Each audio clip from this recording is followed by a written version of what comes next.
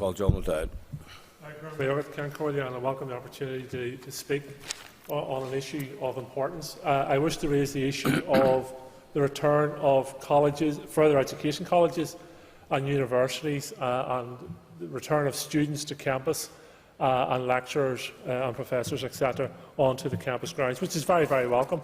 Last year there was huge disruption to student life and academic life for many, and those who was their first year or second year did not get the experience of university or college, which many have had the opportunity over many years to do so.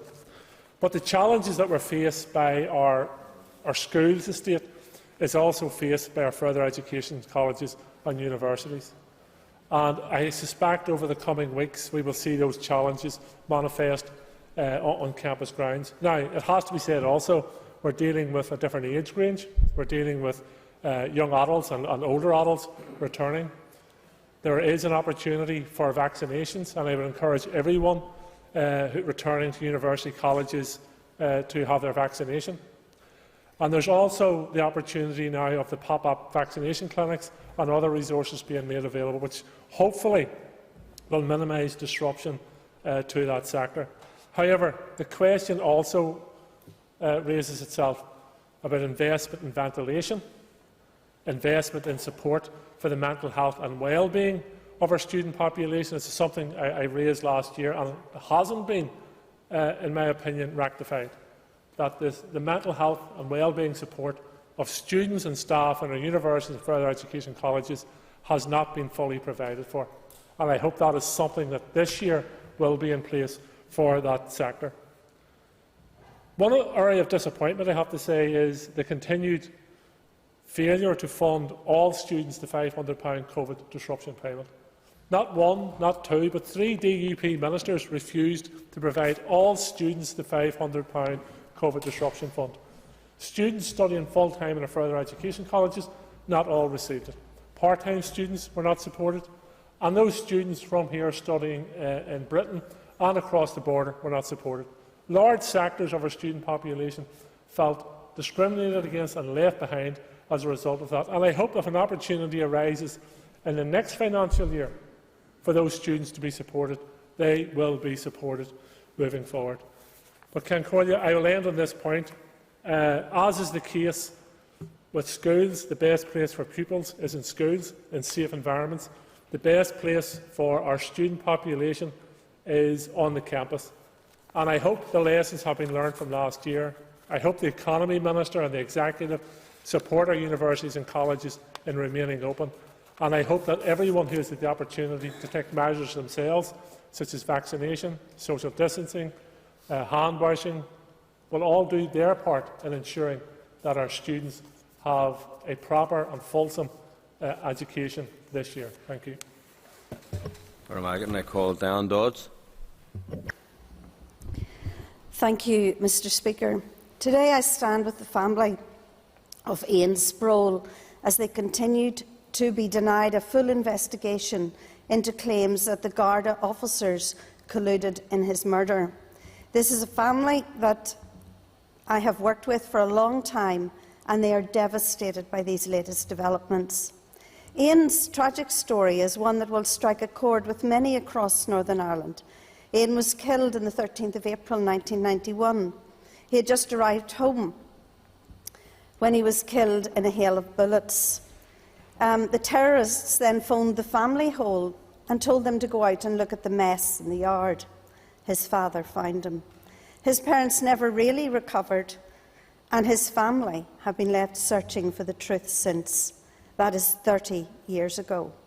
This was an innocent young life cut short in an instant at the hands of IRA terrorists, one in a series of systematic, sectarian and savage murders in Castlederg, a terror spree glorified by members of the party opposite in their adulation of IRA terrorists. Allegations of Irish state collusion in this crime abound. A Garda security document was presented by the IRA to journalists as warped justification for Ian's murder. Assistant Chief Constable Harris stated under oath at the Smithick Tribunal that he was satisfied beyond doubt that there was a leak from the Garda to the IRA in respect of Ian Sproule's murder. Mr Harris is, of course, now the Garda Commissioner. Mr Speaker, despite all of this, the Garda Síochána Ombudsman has refused to sanction an investigation. In a letter received by the family in August, they have told the Sproule family that their case has timed out. They have even demanded reciprocity from the UK authorities before taking action. This is not only abhorrent but in clear breach of international human rights obligations. Where there is evidence of wrongdoing, it must be investigated. We are told in public that Dublin opposes drawing a line under the past, yet just like the UK Government proposals on legacy, they hide behind the passage of time to deny truth and justice to the Sproule family and many others. Mr Speaker, the Dublin Government cannot speak out of both sides of its mouth on legacy. It must take responsibility, not just for cases of collusion, but for the wider role played by the Irish state in bolstering the terrorist campaign and actively harbouring those responsible. Thank you, Mr Speaker. Again, I call Matthew O'Toole. Thank you, Mr Speaker. Mr Speaker, we normally discuss questions to do with what the Northern Ireland Executive is doing. It's our job to scrutinise what the Northern Ireland Executive is doing. But I thought today I would draw attention to something that the UK Government has done. The UK Government has issued a statement in which they've unilaterally extended the period through which it will not check goods coming into Great Britain from the EU. That's interesting. Interesting timing. We have in this chamber many people who supported Brexit, who said Brexit was going to lead to wealth and prosperity for Northern Ireland and indeed the whole UK. Well, interesting then that the Government of Britain, Her Majesty's Government, have decided to prolong the period by which they won't check goods. So goods will still be entering Britain as if they were still in the EU, as if those goods travelling from the European single market into Britain were there all along. What does that mean, Mr Speaker? It means that the UK is not ready to deal with the consequences of Brexit. I raise this issue because time and again in this chamber, and particularly over the last few days on the airwaves, we've heard from the party opposite about the consequences of the protocol, as if the protocol had nothing to do with Brexit, the Brexit they were at the centre of, that they campaigned for and that they drove through. I'm afraid people won't buy it anymore. There are a whole range of profound consequences for the whole UK of Brexit, and so far I can see very, very few good ones. Too many have gone along with the DUP project of narrative construction around Brexit and around the protocol. The protocol is a messy and imperfect compromise to protect the island of Ireland from the Brexit that they demanded and that they spearheaded. But it puts us in a relatively advantageous position once we deal with some of the issues around moving goods from Britain into Northern Ireland, and we have now clarity from the European Union that we're going to have that. We have, unlike exporters in Britain, we have the opportunity to move our goods seamlessly into the European single market, and unlike them, we have access to both markets, the British market and the European single market.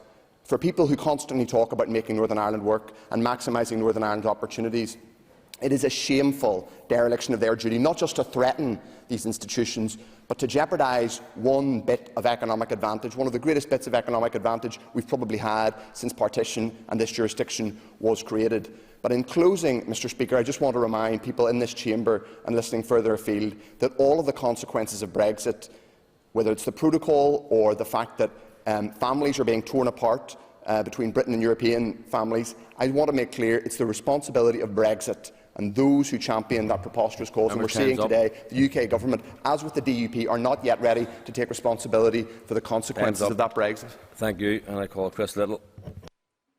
Thank you, Mr Speaker. I would seek an opportunity to pay a brief tribute to the life of Maura Muldoon, to express my sadness at her passing and extend condolences to her family and friends. Trailblazer, visionary, a standard-bearer for women's football, a tireless advocate for equality and human rights are some of the tributes that have been paid to Maura. Maura was a former director of Glentoran Football Club in my constituency and former chairperson of Glentoran Women. As Glentoran chairman Stephen Henderson has said, Maura was a pioneer. Undaunted by glass ceilings or outdated perceptions, her election to the board of Glentoran was something she took in her stride. In becoming the first woman to attain such a position in senior football, she brought professionalism, calm demeanour and determination to ensure that she opened the door for others to follow. Her support and commitment to the development of women's football, and to Glentoran women in particular, was well known. Eager to challenge stereotypes, inequality and prejudice, she made Glentoran a better club for her involvement, and we are diminished by her passing. Maura laid the foundations on which the success of Glentoran women was built, a fitting legacy to Maura's life in the sport she adored. She impacted the lives of many women, now succeeding in different roles within the women's game. Her influence will never be forgotten.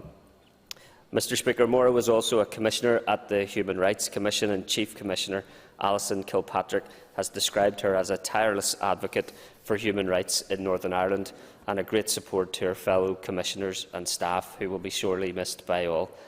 Maura said that her driving force was to ensure people had access to equal opportunity, particularly young women. It is clear that people in Northern Ireland, particularly young women, have significantly greater opportunity today for the life, leadership and service of Maura Muldoon. This Assembly says thank you, Maura, and we send our sincere condolences to her partner Cheryl, to her brothers and sisters Eleanor, Sean, Michael and Grania, and all her family, friends and colleagues at this time. I call Jim Allister. Thank you, Mr Speaker. I want to address the issue of social care in Northern Ireland. Just last week, our United Kingdom government indicated an increase in national insurance contributions with a view to contributing further to the health service and including social care. And in association with that, they announced that they would be introducing a £86,000 cap on the amount that anyone during their lifetime would have to pay for their social care when they reach that stage where they are dependent upon residency in some facility. So my first question is, are we going to benefit in Northern Ireland from that same cap, or though we will get £400 million as a result of the NIC increase, is that money going to be diverted elsewhere? Because people in my constituency and elsewhere who are fearful and who are already experiencing the loss of their homes to provide for social care want to know, are they equal citizens or are they not? And if they're equal citizens, then that cap will apply.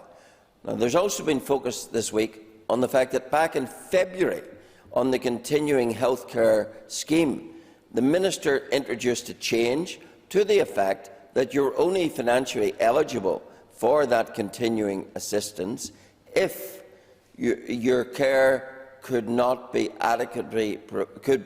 adequately provided in hospital. Now, that means no one qualifies, because anyone whose care can only be adequately provided in hospital will be in hospital. So how can you possibly qualify for that assistance? And the question that arises for me out of that, where was our Health Committee in February when that directive was issued? What questions did they ask of the Minister? What exploration did they make of it? How did they interrogate it? I can find very little evidence of anything in that regard. So it is critical that citizens in Northern Ireland are not left behind on this issue, that we do get the same fair crack of the whip as elsewhere in this United Kingdom, because we are all commonly paying the same taxes, the same national insurance, and therefore should be entitled to the same benefits in that regard. Thank you, and I call Sheehan. Mágad ar dús a ceann comhairle bhfuil am cócáide sa dhéanamh le foran Camogie acht Antrim a bhain an críomh Camogie acht idir bhanach Jadónaí a barc a Crocaí. A bu starúil a bhí an agus tá sé tiltte ag achan dana bhfuil buinteochaí leis an oran. I want to congratulate the Antrim Camogie team, who had an historic victory in the intermediate Camogie Championship in Croke Park on Sunday. It's an historic victory, and everyone who's connected with the team, player, managers and backroom staff, it's well deserved to all of them. So thanks for that. I want to speak to the issue of the DUP decision to withdraw from the North-South elements of the Good Friday Agreement. And all right-thinking people have described that as reckless and irresponsible, and who could disagree with that? Much has been said about how damaging this will be to cross-border economic cooperation and health issues. And of course, it will have a negative impact in those areas. But I want to focus on the implications for cross-border educational issues.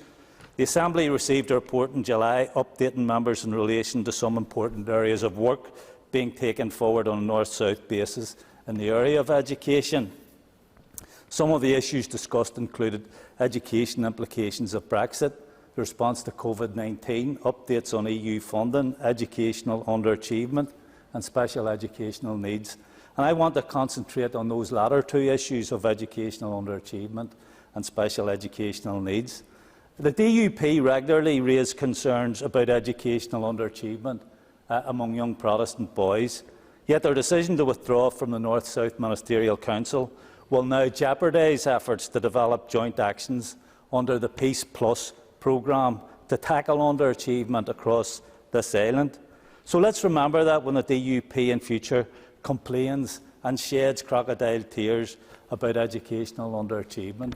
In regard to special educational needs, the Middletown Centre for Autism is an exceptional example for delivering for children on a cross-border basis. However, issues around data sharing and recognition of qualifications were identified at NSMC levels as requiring resolution. These issues can't be resolved if the North-South Ministerial Council isn't sitting. The DUP Education Minister needs to be at the table working on behalf of children and their families who rely on these services, instead of abdicating their responsibility and trying to blame others for a situation that is wholly of the DUP's making. Thank you. And I call Paul Frew. Mr. Speaker, I'm grateful. You may not know, why would you, and this Assembly might not know, why would it, that over the last week the single electricity market has experienced a large volume of amber alerts. These have a massive impact on a single electricity market, any electricity market for that fact, on a number of reasons. One being security of supply, the other inevitably being cost. And whilst it's true to say that at this time most electricity markets in Europe is experiencing tension, none so more than our own single electricity market. And the problem that I have with that, Mr. Speaker, is the fact that that is controlled and organised by what's called a SEMO, Single Electricity Market Committee. And that's made up of Sony, or system operator here in Northern Ireland, and EirGrid, the Republic of Ireland's operator. The problem I have, Mr. Speaker, is that the independence of our system operator is completely and utterly compromised to the point where it does not act in the best interests of Northern Ireland consumers, because it is owned by EirGrid, and EirGrid has carved out the expertise within our system operator. This means that they won't act in the best interests of Northern Ireland consumers when we are under stress. And this will lead, inevitably, to raising issues around security of supply and, inevitably, cost, because security of supply costs us all.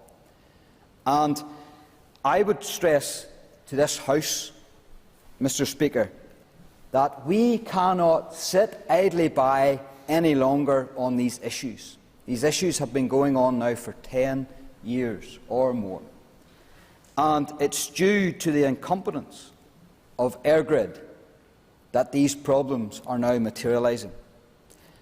EirGrid produces every year what's called a generation capacity statement. And that statement is published, which looks ahead for the next 10 years.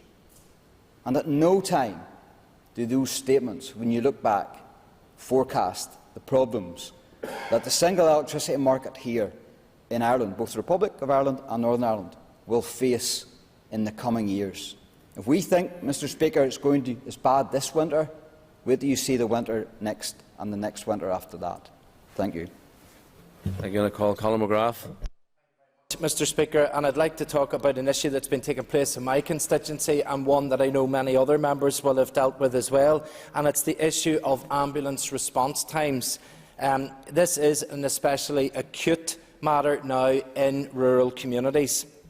I want to begin by thanking our staff in the health service in general, and to those ambulance staff specifically. The work that they do in very stressful situation is immeasurable, and the contributions that they make to saving lives is absolutely fantastic, and I want to put on record my support for them and the work that they do. We often hear the stories of the staff that have to go a full shift without getting any tea breaks, even time for toilet breaks.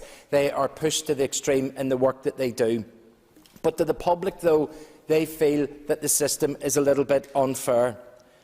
Our system is built on the acceptance and the understanding that if you dial 999 in your time of need, that somebody will be with you to help you in a timely manner. And I do not think that that is uniformly happening. In my constituency of South Down, we are hearing horror stories. Just last week, a 94-year-old lady was left on the floor of her kitchen for 5 hours with a suspected broken hip and broken arm. The first call went in at about 7:30, 8 o'clock, and it was 1:30 in the morning before the ambulance arrived to help her. We have other examples where cardiac arrests that are due to be met within 8 minutes are not being met. Sometimes it's double and treble that time in rural areas before they get the help, and patients are dying. We now have multiple examples in my area where if somebody has taken a stroke, people put them in their car and bring them directly to hospital because they can't depend upon the ambulance getting to them in the time that they need to get that help. I would say, Mr Speaker, if you were to arrive at any time in any of our emergency departments, you'll see a queue of ambulances that are waiting to pass their patients on. They cannot leave until they have passed them over. They become trapped at the emergency department, and the strain on the service is unfair. It's unfair on the paramedic who doesn't want to be sitting in an ambulance outside a hospital. It's unfair on the patient that's in the ambulance that should be in the emergency department, and it's unfair on the person that needs to dial 999 and get that ambulance to come and help them. With 9 level 1 emergency departments that are full to overflowing and about 50 to 55 ambulances on at any given time, it means that just one ambulance waiting outside an emergency department in each of those locations means 20% of our ambulances are not available. The service is broken. We all know that we need to get reform. I hope we can see that reform soon, and support from everybody for it. Thank you. And I call Gerry Carroll. Thanks, Mr Speaker. As we've already heard, there's been a renewed conversation about social care and how it's funded and provided for elderly people and those who need assistance in our society. The problem is, though, that all the approaches and debates are based and focused on the premise that the state should play a minimal role in the provision or cost of care. I want to say categorically that people should be receiving care from the state, including residential care from the NHS and its trusts directly providing and paying for it, but they are being forced to pay for it themselves. It's shocking that people who have been working all their lives are effectively failed by the state when it comes to providing care towards the end of their lives, despite paying taxes and national insurance all their lives. The NHS, we have been told from Bevan and others, was about from the cradle to the grave providing support. But when people sadly reach older age, they are failed and let down by the state and the system. The reality is this problem has been allowed to fester over many years, and there has been a facilitation and allowing of the private sector to constantly creep in to the provision of public services. In regards to the recent changes implemented by the Health Minister, I wonder why, I would ask why he didn't make a statement to that effect in the House. Some could be cynical and say that there's a plan to implement what Naomi Klein called the shock doctrine, That is to say, use a time of great political crisis to implement changes that people are opposed to when their attention is focused elsewhere. People always say, Mr Speaker, when you come to talk about public provision of services and care in particular, how can the state afford it? How can you provide for it? Well, I just want to say categorically something that I've raised throughout COVID. We need to see a COVID wealth tax implemented, and I've raised this point many, many times. If you tax those households an extra 1% who earn over £1 million, you can bring in £260 billion over 5 years. The IMF are even talking about a wealth tax, and we will and have already heard about the lack of tax-raising powers in this House, but that didn't stop parties here clamouring and begging for the best part of 10 years for corporation tax to be reduced. So we need to see a COVID wealth tax, public provision of social care to support people who are in need and can't afford and shouldn't be forced to pay for these services. Thank you. Thank you. And I call Emma Sheerin.